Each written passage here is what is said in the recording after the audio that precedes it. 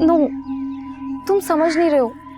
यहाँ पे कितने सारे लोग हैं इनके सामने। अरे कहाँ जा रहे हो? तुम पागल हो क्या? ये किसका बच्चा उठा लाए? इसमें किसी का बच्चा नहीं है। देख देख, खाली है। खाली है तो फिर हमारे किस काम का? वहाँ भी तो बेकार ही पड़ा था, कम से कम हमारे किसके तो काम आएगा।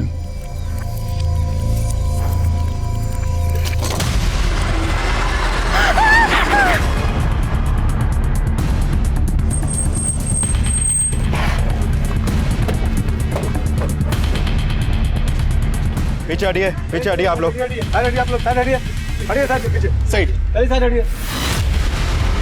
सर हम झूठ नहीं बोल रहे, ये प्रेम वहाँ लवारिस पड़ा हुआ था। सोने सर, दोनों का फोन नंबर और एड्रेस लो। सर, लाश का सर गायब है और बॉडी को कई टुकड़ों में काट कर इन बॉडी को यहाँ गार्डन में लाकर डंप किया गया। तो किसी ने तो देखा होगा। सर गार्डन और गार्डन के आसपास कहीं कोई सीसीटीवी नहीं है, लेकिन लोगों से पूछताछ चल रही है, शायद किसी ने कुछ फिटनेस किया हो। बॉडी को पोस्टमार्टम के लिए भेजिए। हो गया सर।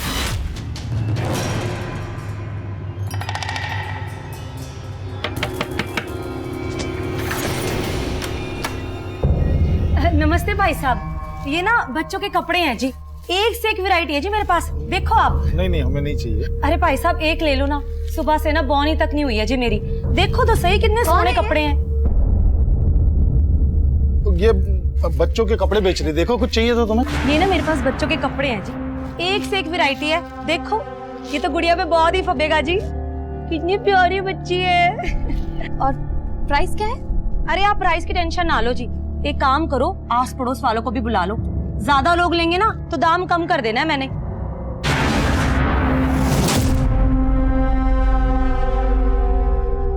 ये देखो जी बहन जी, एक से एक वैरायटी है मेरे पास, ये सारे कपड़े ना लुधियाना की फैक्ट्री से लेके आती हूँ जी मैं। ये कपड़े अगर आप मॉल में जाओगे ना 10 गुना ज्यादा रेट पे मिलेंगे आपको। देखो तो आप फैब्रिक नहीं देख रहे हो जी, देखो इसका कलर कितना सुंदर है। ये मैं माधव को ट्राई करवाती हूँ।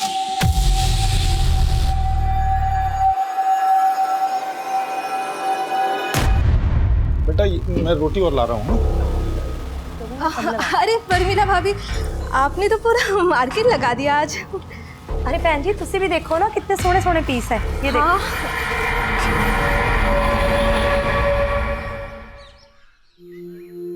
माँ, आखिर तुम्हें कितनी अच्छी मेहंदी लगी है, मुझे भी ऐसी मेहंदी लगवानी है। दीदी स्कूल में मेहंदी लगवाना अलाउड नहीं है, टीचर डांटेगी। समर वेकेशन आ रही है तो मैं मेहंदी तो लगवा ही सकती हूँ, क्यों मम्मी? बिल्कुल बेटा, चलो आप जल्दी करो। माधव जल्दी ही लेट हो रहे हैं स्कूल के लिए। चाबी ले ली तुमने? मैं भी ऑफिस जा रहा हूँ। हाँ ले ली, चलो जल्दी चलो, स्कूल के लिए लेट हो रहे हैं। आओ जल्दी चलो माँ।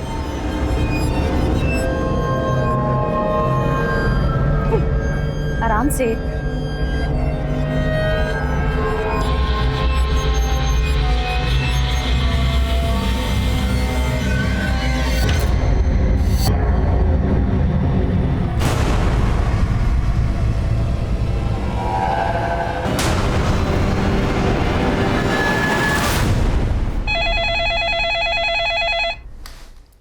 हेलो,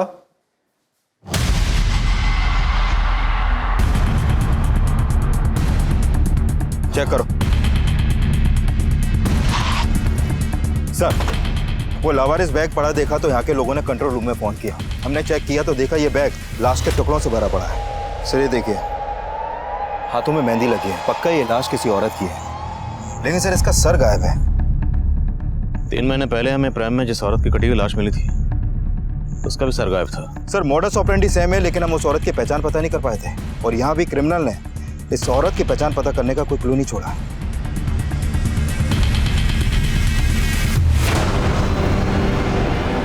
पापा,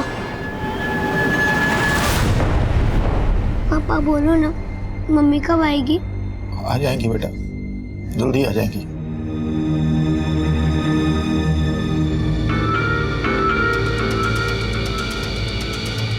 सर बॉडी को कई टुकड़ों में काटा गया है और सिर भी गायब है। सर 3 महीने पहले जो लाश हमें प्रेम में मिली थी उसको भी कई टुकड़ों में काटा गया था। उस बॉडी का और इस बॉडी का काटने का पैटर्न बिल्कुल सेम है। किसी छोटे हथियार से धीरे धीरे रेत कर काटा गया है। यानी इस औरत का किलर और उस औरत का किलर एक ही हो सकता है जिसकी लाश हमें 3 महीने पहले मिली थी। एब्सोल्युटली। और एक्सक्यूज मी, बोले यादव। सर, साईनगर थाने में प्रमिला नाम की एक औरत की मिसिंग कंप्लेंट फाइल हुई थी। सर, कंप्लेंट उसके पति गोविंद ने दर्ज करवाई थी। इस गोविंद को बॉडी की शिनाख्त के लिए बुलाओ। Okay sir.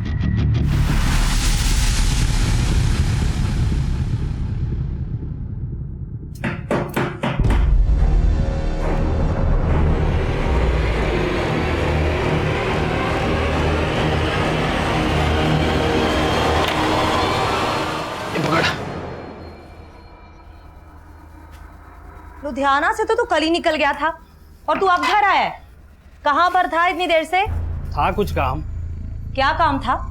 साला इतनी दूर तो टेम्पो चला के आया और ऊपर से तो सवाल जवाब शुरू कर रही है। फिर चाय बना दे, बहुत थक गया हूं मैं। एक दरवाजे से दूसरे दरवाजे जा जाके ना मैं भी बहुत थक जाती हूँ। जानता हूँ, पर एक चाय तो बना दे। रुक, तू ना ये सब्जी काट दे। खाना खाना है ना तो मदद करनी पड़ेगी मेरी।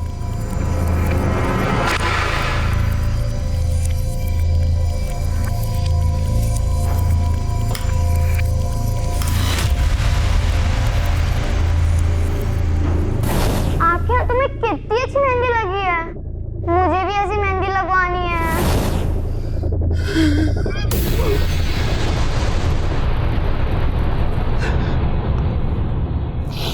कल आखिरी बार मेरी प्रमिला से फोन पे बात हुई सर। गोविंद, आज आप फिर टिफिन ले जाना भूल गए? हाँ जानता हूँ, डोंट वरी, कुछ खा लूंगा बाहर में।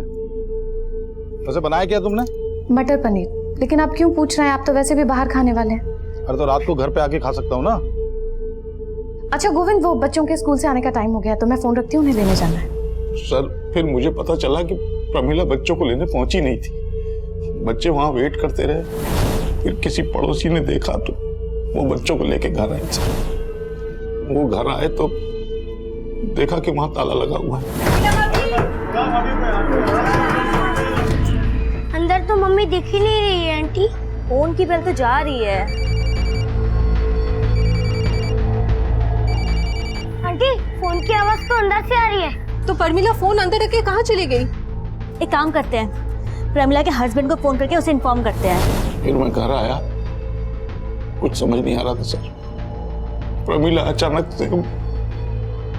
देखिए, जैसा आपने बताया कि आपकी पत्नी प्रमिला ने फोन करके आपको ये कहा कि वो बच्चों को स्कूल बस से पिक करने जा रही है, लेकिन अगर वो वहां नहीं गई तो और कहाँ जा सकती हैं? सर, उसने फोन पे तो यही बोला था कि वो बच्चों को लेने जा रही। और वो अपना फोन घर पे क्यों छोड़ के गई? सर, हो सकता है उसे लगा हो कि बच्चों को लेके वापस आना, तो छोड़ दिया। देखिए, अगर ऐसा है तो आपकी पत्नी के साथ जो भी हुआ है वो आपके घर से लेके उस रास्ते के बीच में ही हुआ है जहाँ पर स्कूल बस आपके बच्चों को ड्रॉप करती है। आपके बच्चे कहाँ?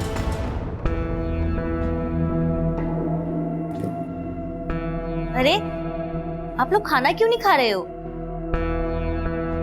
देखो मम्मी आ जाएंगी। अगर यहाँ मन नहीं लग रहा तो हमारे घर चलो, बादल भी स्कूल से आ जाएगा, फिर खूब मस्ती करेंगे, खेलेंगे और खाना भी साथ में खाएंगे। चले? मुझे कुछ नहीं खाना आंटी। बेटा,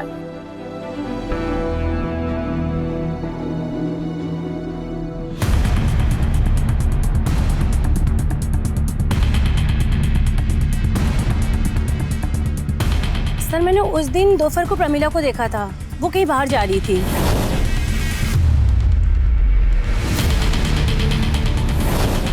तो उस दिन प्रमिला को देख के आपको लगा कि वो कुछ अपसेट है या आपको कुछ अजीब लगा? नहीं सर, ऐसा कुछ भी नहीं लगा, क्योंकि वो हर रोज बस स्टॉप जाती थी बच्चों को लेने। बेटा अब बड़े हो ना, समझदार हो, भाई को समझाओ ना। मम्मी आ जाएगी जल्दी। पापा, पापा, मम्मी कहाँ है? मम्मी आएंगी बेटा, मम्मी आ जाएंगी। आप सर, ये हमारी पड़ोसी। मैं मेघना। मैं विद्या। बेटा, कौन से स्कूल में पढ़ते हो आप लोग? सर, ये 3rd में है, ये 4th में। गोविंद जी, देखिए, आपकी पत्नी की लाश यहाँ से 10 किलोमीटर दूर सिंधुजा में मिली। आपको किसी पर शक, किससे कोई झगड़ा या दुश्मनी? नहीं सर, ऐसा तो कुछ समझ नहीं आ रहा। प्रमिला जी वर्किंग थी या हाउसवाइफ? सर थी तो हाउस वाइफ, लेकिन साथ साथ में शेरूल की मेंबरशिप ले रखी थी। शेरूल मतलब? शेरूल एंटरप्राइजेस सर, ब्यूटी प्रोडक्ट बनाते हैं ये लोग। तो प्रमिला आसपास पड़ोस में और रिलेशन में ये प्रोडक्ट बेचती थी।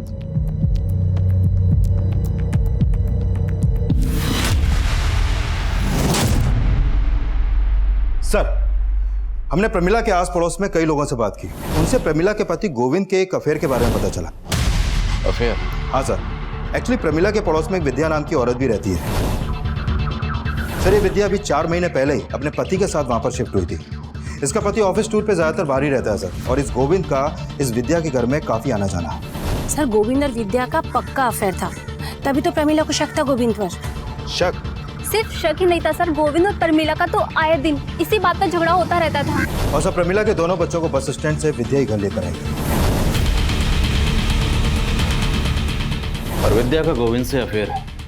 और गोविंद ने हमें ये बताया था कि प्रमिला ने सिर्फ फोन पर यह कहा था कि वो बच्चों को स्कूल बस से लेने जा रहे। लेकिन हो सकता है कि प्रमिला ने गोविंद को ऐसा कुछ कहा ही ना हो, बल्कि इस गोविंद ने खुद प्रमिला को कहीं बुलाया और उसका कत्ल कर दिया। बुलाओ इन दोनों। Okay sir.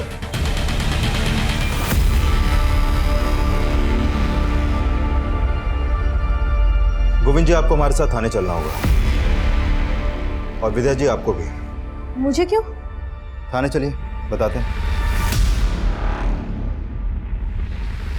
मेघना जी, बच्चों का ख्याल रखना।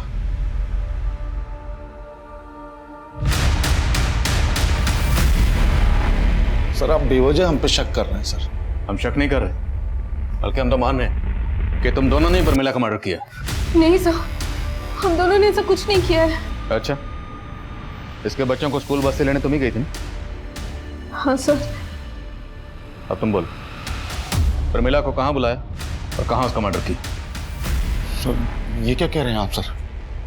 हम लोगों ने ऐसा कुछ नहीं किया सर। सर मैं अपने बच्चों की कसम खा के कह रहा हूँ, नहीं किया सर कुछ भी। सर मानते हैं हमारा रिश्ता गलत है, लेकिन प्रमिला के मर्डर से हमारा कोई लेना देना नहीं है सर। हाँ सर।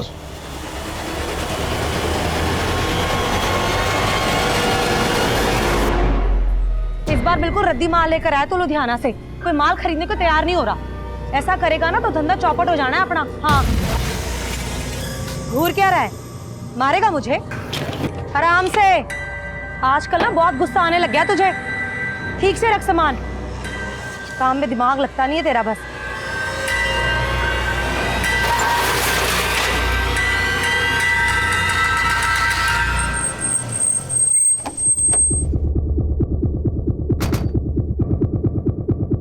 सर, ये प्रमिला की पोस्टमार्टम रिपोर्ट। सर, रिपोर्ट में सामने आया है कि प्रमिला का मर्डर उसी शाम हो गया था जिस दिन उसके पति गोविंद ने उसकी मिसिंग कंप्लेंट दर्ज करवाई थी। सर, प्रमिला का भी उसके मर्डर से पहले रेप हुआ था। 3 महीने पहले हमें जिस औरत की लाश मिली, उसका भी पहले रेप हुआ, फिर मर्डर हुआ। यस सर, काफी कुछ सिमिलर है। काफी कुछ सिमिलर है तो रेपिस्ट का डीएनए भी सिमिलर हो। डीएनए मैच करो। ओके सर, जिस दौरान प्रमिला गायब हुई थी उस वक्त विद्या अपने घर पे नहीं थी और गोविंद भी अपने ऑफिस में नहीं था। इस विद्या और गोविंद की एक्टिविटी सस्पिशियस लग रही। मजिस्ट्रेट साहब से गोविंद की डीएनए लेने की परमिशन लो। Right sir. सर, प्रमिला के कॉल रिकॉर्ड में एक नंबर सस्पिशियस मिला है। पिछले काफी समय से प्रमिला की शंकर नाम के एक आदमी से बातें होती थी, लेकिन सर इस शंकर का नंबर अभी बंद है। कौन है शंकर? सर, शंकर शेरूल एंटरप्राइजेस में एरिया मैनेजर था और प्रमिला भी पहले वहीं की मेंबर थी।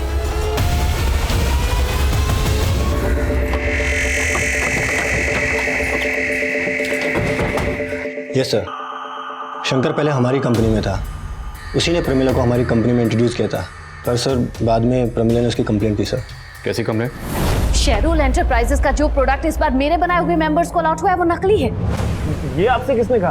अरे किसने कहा मतलब, मैंने खुद चेक किया है। देखिए मैम, आप इधर आइए। मुझे कहीं आने की जरूरत नहीं है, आप मेरी बात सुनिए। शेरूल एंटरप्राइजेस का टैग उस प्रोडक्ट पे है, लेकिन प्रोडक्ट नकली है। देखिए मैम, आप आराम से बात कीजिए, मैं आपको। प्रमिला की कंप्लेंट जायज़ थी सर। हमने इंक्वायरी की तो पता चला कि सिर्फ प्रमिला नहीं, ऐसी कई और औरतों को भी चीट कर रहा था। सर एक्चुअली शंकर थोड़ा सा कैरेक्टरलेस था, थोड़ा सा मतलब? Actually he is a womaniser. हमारे ऑफिस में काम करने वाली और भी कई फीमेल एम्प्लॉयज़ ने उसकी कंप्लेंट की। हमारी कंपनी की रेपुटेशन का सवाल था तो हमें उसे जॉब से निकालना पड़ा। आपने शंकर को जॉब से कब निकाला? यही कोई 15-20 दिन पहले। उसका फ़ोन बंद है, उसका एड्रेस तो होगा आपके पास?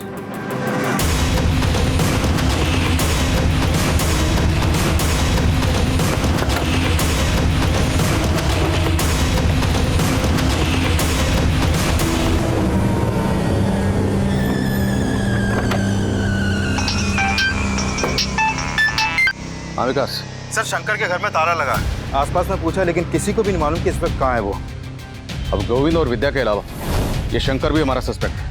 इस शंकर के लिए लुकआउट नोटिस जारी करो। नमस्ते जी, मैं शंकर शिरू ब्यूटी प्रोडक्ट से। मैंने आपको कॉल किया था ना? जी जी, आइए प्लीज। Thank you.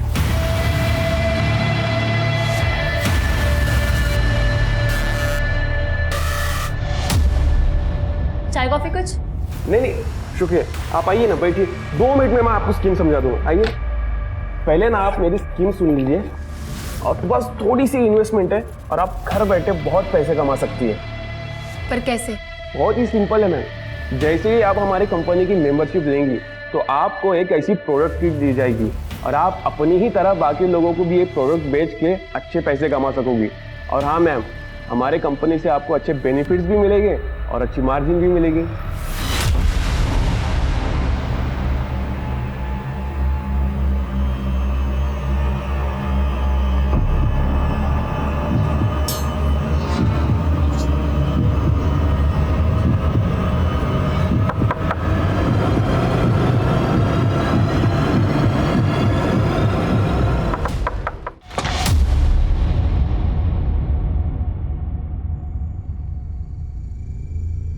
अरे सुनो, मैंने एक बेहतरीन प्लान किया है।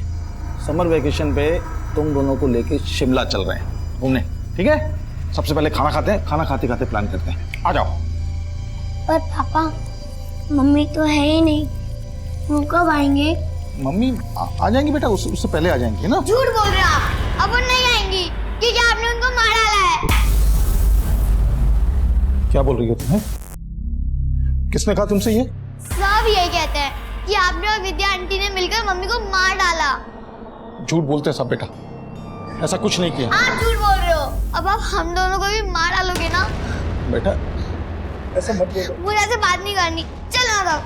तृप्ति, माधव, बेटा, तृप्ति, बेटा, बेटा दरवाजा खोलो तृप्ति। माधव,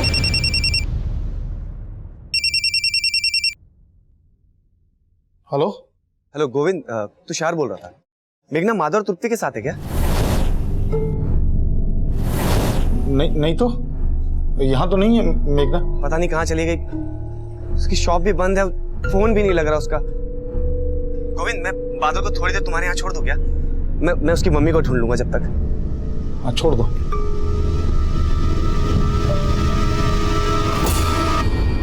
बहन जी आप एक काम करो, ये बच्चा मुझे दे दो, आप ना आराम से देखिए। लो। अच्छा जी, संभाल।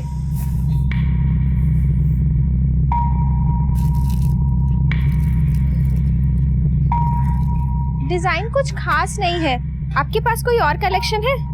जी कलेक्शन तो बहुत है मेरे पास, लेकिन वो क्या है ना, जल्दबाजी में मैं लेके नहीं आ पाई। आप ना एक काम करो, आप ना मेरे गोदाम में आ जाओ, वहाँ ना आपको बहुत सारी वैरायटी देखने को मिलेगी जी। पर बहन जी आपका गोडाउन कहाँ है? आप एक काम करो, पेन और पेपर ले आओ, मैं गोडाउन का एड्रेस लिख के दे देती हूँ आपको। अभी लाइए। हाँ।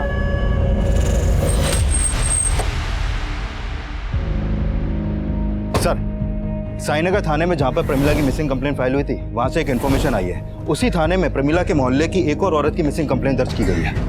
कौन औरत? सर ये मेघना बेस्ट।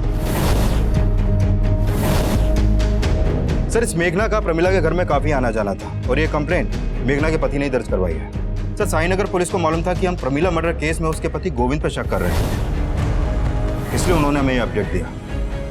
विकास, इस मेघना के पति से भी मिलते हैं, देखते हैं वो गोविंद के बारे में क्या कहता है।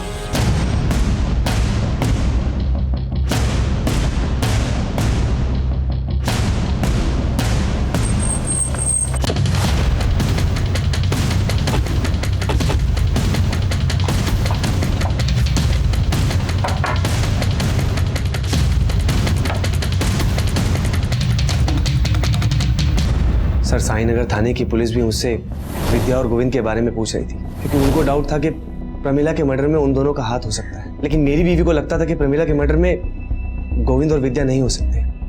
आपकी बीवी मेघना के गायब होने के पीछे किसका हाथ हो सकता है? सर, मुझे कुछ समझ में नहीं आ रहा। वो तो एक मामूली सी टेलरिंग शॉप चलाती थी, हमारी तो इतनी इनकम भी नहीं। ये शेरुल की ब्यूटी प्रोडक्ट्स आपके यहाँ? प्रमिला ने एक दिन अचानक मेघना को शेरुल ब्यूटी प्रोडक्ट की मेंबरशिप दिलवाई थी। मेघना मेंबर कब बनी? प्रमिला के मर्डर से कुछ दिन पहले ही प्रमिला ने उसे अपने बॉस से मिलवाया था। शंकर से? शायद, लेकिन फिर पता चला कि उनकी किट में सारे प्रोडक्ट फेक है। प्रमिला ने कहा था कि मेघना को अपने बॉस से सारे पैसे वापस दिलवा देगी, लेकिन प्रमिला हमें पैसे दिलवाती उससे पहले उसकी डेथ हो गई। मुझे लगा कि मेघना शंकर से मिलने उसके ऑफिस गई होगी, लेकिन मैंने जब वहां जाके पता किया तो पता चला कि शंकर को तो कुछ दिन पहले ही ऑफिस से निकाल दिया गया था और मेघना तो कभी ऑफिस गई नहीं थी। सर, हम मानते हैं कि प्रमिला के साथ मेघना को भी शंकर ने चीट किया होगा, पर सर मेघना यहाँ कभी नहीं आई। और सर, हम तो आपको पहले ही बता चुके हैं कि शंकर को हमने जॉब से निकाल दिया था। सर, पहले प्रमिला का मर्डर और अब मेघना गायब, और इन दोनों का कनेक्शन इस शेरुल इंटरप्राइजेस से ही जुड़ा हुआ है। सर, कहीं ऐसा तो नहीं कि प्रमिला की तरह इस मेघना को भी शंकर ने गायब किया हो? शंकर के घर पे ताला लगा हुआ है और उसका फोन बंद है। ये मेघना शंकर के टच में आई कैसे? मेघना के कॉल रिकॉर्ड निकलो, हो सकता है उसमें शंकर का कोई दूसरा नंबर है।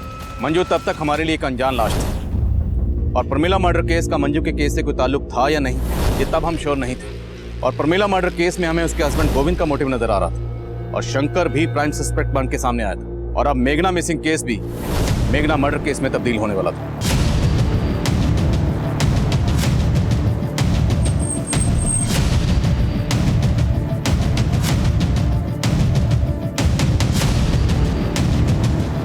सर, इस औरत की बॉडी को भी चॉप करके डंप किया गया, इसका सर भी गायब है। कहीं ये मेघना तो नहीं?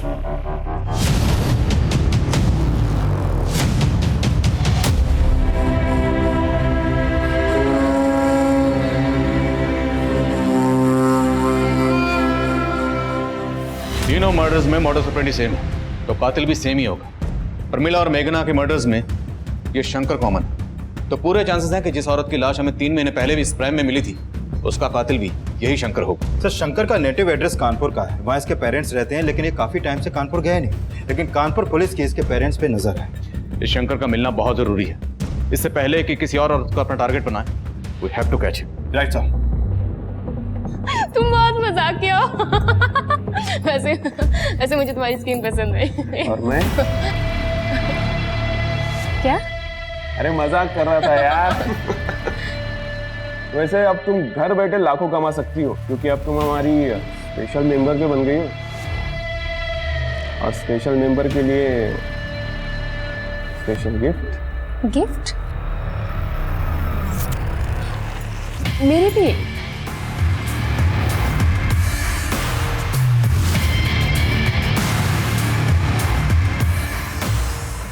Thank you. सर, इस मेघना के कॉल रिकॉर्ड में ऐसा कोई नंबर नहीं मिला जो शंकर से कनेक्टेड हो। लेकिन सर, जिस समय मेघना का फोन रानीगंज मार्केट में बंद हुआ, उस समय गोविंद का फोन भी वहां पर एक्टिव था।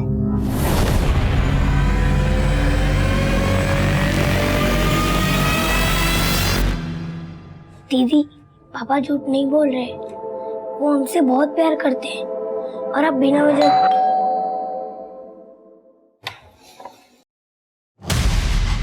ले चलो इनको। लेकिन चलिए, मेरी बात सुनिए सर। चलिए चलिए। पापा, देखिए मेरी बात। पापा, पापा, अंकल, अंकल कहाँ ले जा रहे हो मेरे पापा को? पापा, पापा झूठे हैं। पापा नहीं, मम्मी को मारा है। अरे मैं कुछ नहीं किया यार, आप लोग बार बार पकड़ लेते हो। सर, समझते क्यों नहीं आप लोग? पहले तू हमें समझा। प्रमिला को तुमने मारा विद्या के लिए, लेकिन मेघना को मारने के पीछे तेरा मोटिव क्या था? सर, मैं बार बार कह रहा हूँ, न मैंने मेघना को मारा न प्रमिला को मारा। सर, आप कैसी बात कर रहे हैं? जिस दिन मेघना का फोन रानीगंज में स्विच ऑफ हुआ, उस दिन तेरा फोन वहीं एक्टिव था। अब ये महज इत्तेफाक तो नहीं हो सकता? सर, मैं रानीगंज मार्केट गया था, लेकिन मैंने रानीगंज मार्केट क्यों गया था? सर, मुझे मेघना पे शक था, इसलिए मैंने सोचा कि कहानी मत सुना। मैं सच कह रहा हूँ सर। मुझे मालूम था कि मेरी पत्नी प्रमिला ने मेघना को अपना सूट सिलने के लिए दिया है, तो मुझे लगा जिस दिन वो गायब हुई है उस दिन उसकी दुकान पे जरूर गई होगी, और मैंने मेघना से बात भी की। सर, मेघना जी, प्रमीला ने बताया था कि आपके यहाँ उसने सूट सिलने के लिए दिया था, तो आखिरी बार जब बच्चों को लेने आई होगी तो आपकी दुकान पे तो जरूर आई होगी। आप नहीं गोविंद भैया, वो मेरे पास नहीं आई थी। अगर वो आई होती तो मैं आपको पहले बता देती। लेकिन आपको मुझे लेट हो रहा है, मैं भी चलती हूँ। हाँ? सर मुझे लगा मेघना झूठ बोल रही है, तो मैं उस पर नजर रखने लगा और उसका पीछा करते हुए रानीगंज मार्केट गया था मैं। सर मुझे लगता है मेघना को पता चल गया था कि मैं उसका पीछा कर रहा हूँ, इसलिए वो मार्केट में चालाकी से गायब हो गई। सर चालाकी तू कर, बोल मेघना और प्रमिला को मारने के पीछे की असली कहानी क्या है? और विद्या को इसलिए फंसा रहा था ना ताकि पहले उसका रेप करे फिर मर्डर। सर क्या कह रहे हैं सर, मैंने ऐसा कुछ नहीं किया, मैं बार बार आपको बोल रहा हूँ सर। तेरी डीएनए रिपोर्ट से साफ हो जाएगा कि तूने मेघना का रेप भी किया। सर जान मत देना। सर मेरी बात का हम यही अंदाजा लगा रहे थे कि बाकी विक्टिम्स की तरह मेघना का भी रेप हुआ होगा, पर पोस्टमार्टम रिपोर्ट ने हमारे इस अंदाजे को गलत साबित कर दिया। मेघना का रेप नहीं हुआ था। पोस्टमार्टम रिपोर्ट हमें उलझा रही थी क्योंकि मेघना का कत्ल बिल्कुल वैसे ही हुआ था जैसे मंजू और प्रमिला का हुआ था, और उन दोनों का रेप भी हुआ था। उन दोनों की बॉडी पर मिला डीएनए रेपिस्ट के डीएनए से मैच हो गया था, और शक की बुनियाद पर हम गोविंद के डीएनए को उस डीएनए से मैच करवा रहे थे। शंकर की तलाश अब भी जारी थी क्योंकि शंकर का कनेक्शन मेघना और प्रमिला दोनों से नजर आ रहा था। हम मेघना और प्रमिला से जुड़ी हर छोटी से छोटी बात पता करने में लगे हुए थे, और इसी तफ्तीश के दौरान हमारी नजर में 2 सस्पेक्ट आए। सर प्रमिला के घर में एक औरत आती थी जो छोटे बच्चों के कपड़े दिखाती थी यहाँ पे, और साथ में उसका पति भी आता था टेम्पो में। पर प्रमिला के मर्डर के बाद वो दोनों अचानक आना बंद कर दिया। लाश के टुकड़ों को 4 से 6 साल के बच्चों के कपड़ों में छुपाया गया। अच्छा कौन थी वो औरत, कुछ मालूम है तुम्हें? सर वो बोलती थी कि लुधियाना में किसी फैक्ट्री से वो सामान उठाती है और इधर लाके बेचती है। सर जो औरत प्रमीला और मेघना के घर बच्चों के कपड़े बेचने जाती थी उसका पता चल गया। चित्रा नाम है उसका, और उसके पति का नाम है नवीन। सर ये दोनों हस्बैंड वाइफ आसपास की कॉलोनियों में डोर टू डोर जाकर कपड़े बेचते हैं। चित्रा और नवीन रहते कहाँ? सर ये लोग मुकुंद नगर में रहते हैं। ये मुकुंद नगर रानीगंज के पास ही पड़ता है जहां पर मेघना का फोन बंद हुआ था। मिलते हैं इस मियां बीवी से।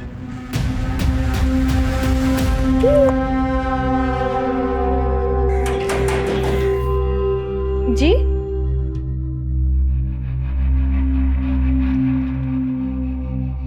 जी बोलिए।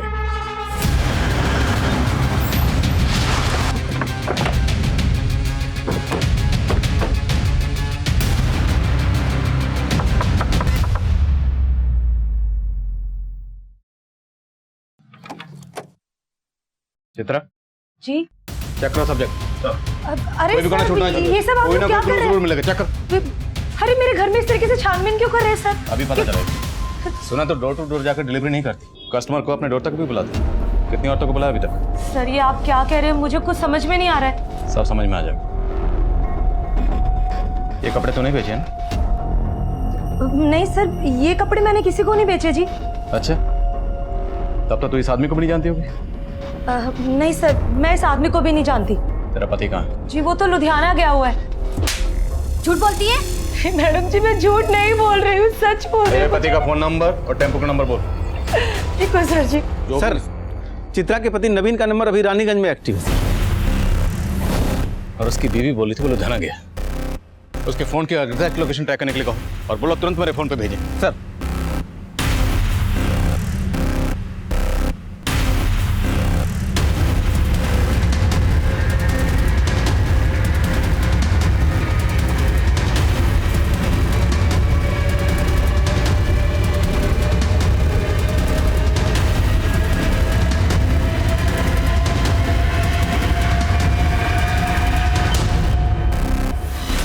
नवीन जी साहब बोलिए।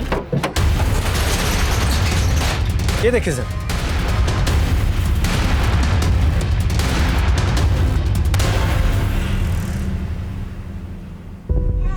ये बच्चा कहाँ से आया? साहब मुझे नहीं पता है बच्चा मेरे टेम्पो में कैसे आया साहब। साहब यकीन मानिए मैंने कुछ नहीं किया साहब। तू जो करता तेरी बीवी भी जानती है ना? सीधा सीधा बोल वरना उधेड़ के रख देंगे। साहब मैं लुधियाना जा रहा था, वो रानीगंज मार्केट से गारमेंट वाले का पेमेंट उठाना था, इसलिए मैं वहाँ रुक गया। आप चाहे तो पता कर सकते हैं। ये ऐसे नहीं मानेगा, उधेड़ ऐसे बोल। साहब सर इस नवीन को बहुत तोड़ा, लेकिन वो किसी भी मर्डर में अपना हाथ होने से इनकार कर रहा है। और मैंने कंफर्म किया कि वो आज वाकई में रानीगंज के गारमेंट शॉप से अपना पेमेंट लेने ही गया था। मुझे सर नवीन की बीवी चित्रा ने उस बच्चे को आइडेंटिफाई किया है जो उनके टेम्पो में मिला था। उसने बताया कि वो बच्चा उसकी एक कस्टमर अनुषा का है। लेकिन सर चित्रा इस बात से खुद हैरान है कि बच्चा उसके पति नवीन के टेम्पो में कैसे पहुंचा। अनुषा, पता करो ये अनुषा कहाँ रहती है। सर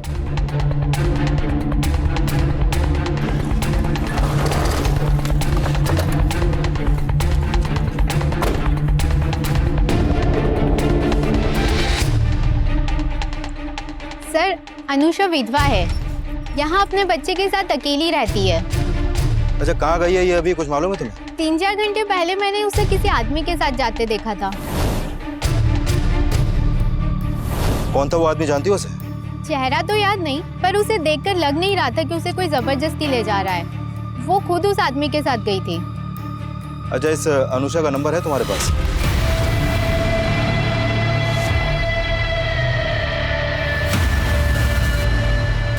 सर, अनुषा का फोन भी रानीगंज मार्केट में बंद हुआ था। रानीगंज? और रानीगंज से हमने नवीन को पकड़ा था बच्चे के साथ। सर, ये नवीन अभी भी कुछ नहीं उगल रहा है और मैंने कंफर्म किया कि ये अनुषा के घर के बाहर देखा ही नहीं गया है। सर, हो सकता है ये अनुषा किसी और के साथ मार्केट गई हो। शंकर? हो सकता है ये नवीन शंकर को जानता और अनुषा का बच्चा शंकर ने नवीन को दिया। साहब, मैं शंकर को नहीं जानता, पता नहीं वो बच्चा मेरे टेम्पो में कैसे आया। साहब मैं कुछ नहीं आया साहब मैं सब बोल रहा हूं साहब ने। सर शंकर के पेरेंट्स का नंबर हमारी सर्वेलेंस पे था। सर, शंकर के पेरेंट्स के नंबर पे इस नंबर से फोन आया था। जब इस नंबर के बारे में पता किया तो पता चला कि ये शंकर का ही दूसरा नंबर है जो आगरा के एड्रेस पर रजिस्टर्ड है। सर, ये नंबर को ट्रेस कर लिया गया है, इस वक्त लखनऊ में एक्टिव है।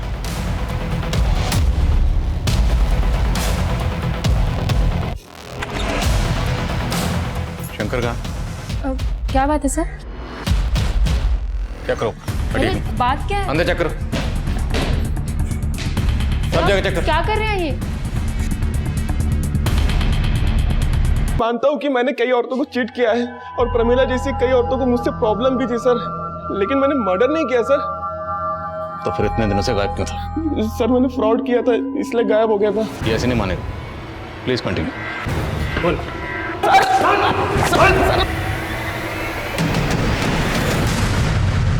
तृप्ति बेटा,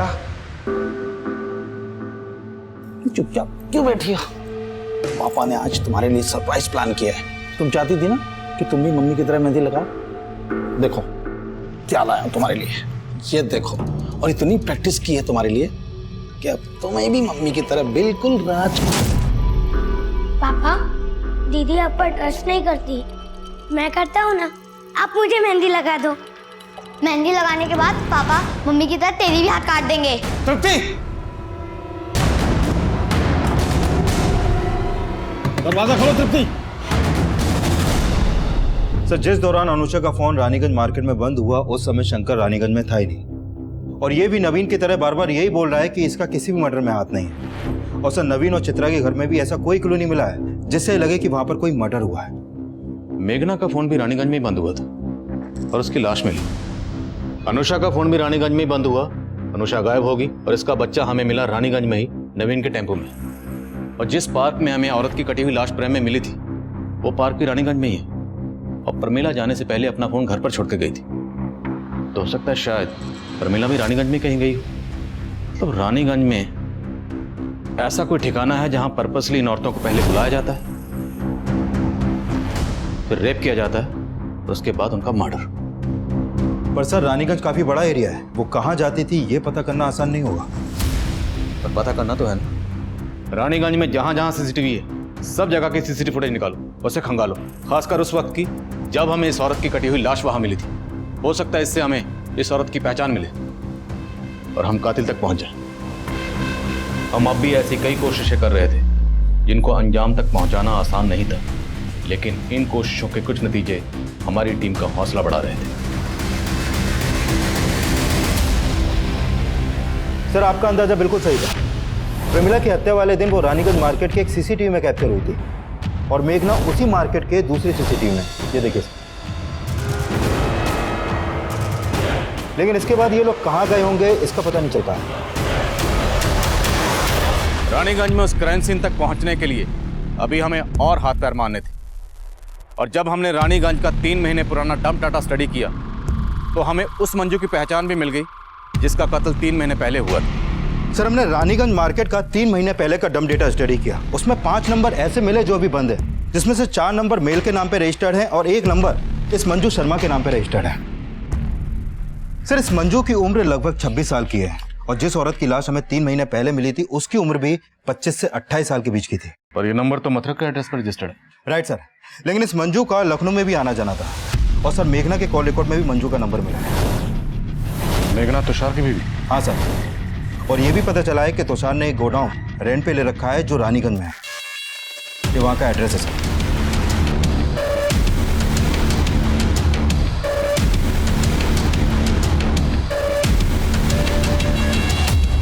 साला सारा कसूर मेरी खोपड़ी का है।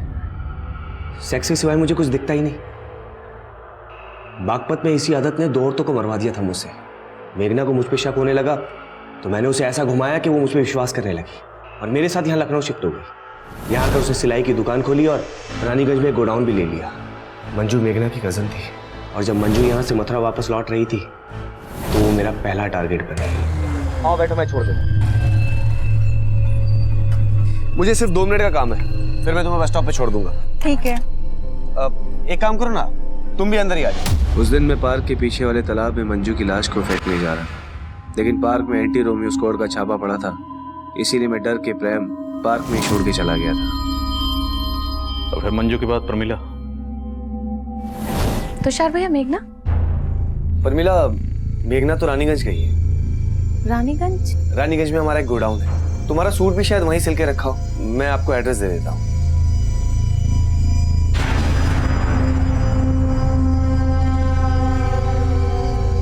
मंजू और प्रमिला के मर्डर के बाद मेघना को मुझ पे शक होने लगा, इसलिए मुझे उसे भी रास्ते से हटाना पड़ा। इसलिए बहाने से मैंने उसे गोडाउन पे बुलाया और फिर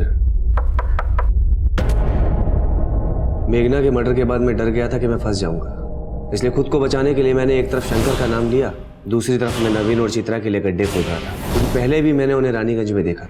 उनका घर गोडाउन के बिल्कुल नजदीक था और फिर एक दिन मैंने प्रमिला के घर उनको देखा। मैं अगला टारगेट अनुषा को बनाने वाला था और फिर उसके घर के बाहर भी नवीन और चित्रा को देखा। मैंने सोचा कि अगर मैं अनुषा के साथ कुछ भी करता हूँ तो नवीन और चित्रा को फंसा के खुद को बचा सकता हूँ, इसीलिए पूरी प्लानिंग के साथ मैं अनुषा के घर पहुंचा। जी बोलिए। आप चित्रा के गोडाउन में कपड़े देखने के लिए आने वाले थे ना? हाँ। लुधियाना से नया स्टॉक आ गया है। मैं अनुषा को बहाने से गोडाउन में ले गया।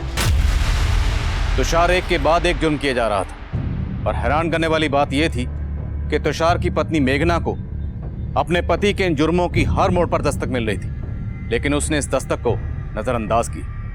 उसकी कजन मंजू पिछले 3 महीने से गायब थी और उसे यह भी अंदाजा था कि हो सकता है मंजू का कत्ल उसके पति तुषार ने किया, लेकिन फिर भी उसने इस बारे में पुलिस को कुछ नहीं कहा, जिसका नतीजा ये निकला कि मंजू और प्रमिला के कत्ल के बाद तुषार का वो घिनौना राज मेघना के कत्ल की दस्तक बन गया। अनुषा ने एक अजनबी की बात पे भरोसा किया, वो उस जुर्म की दस्तक को महसूस ही नहीं कर पाई और नतीजा ये हुआ कि उसका बच्चा अनाथ हो गया। कोई भी जुर्म होने से पहले दस्तक जरूर देता है। इस दस्तक को सुनिए और किसी भी जुर्म को होने से पहले उसे रोकिए। अब मैं आदिल खान आपसे इजाजत लेता हूँ, आपसे फिर मुलाकात होगी एक नए केस के साथ। तब तक देखते रहिए क्राइम पेट्रोल दस्तक। मकसद बताना नहीं, बचाना है।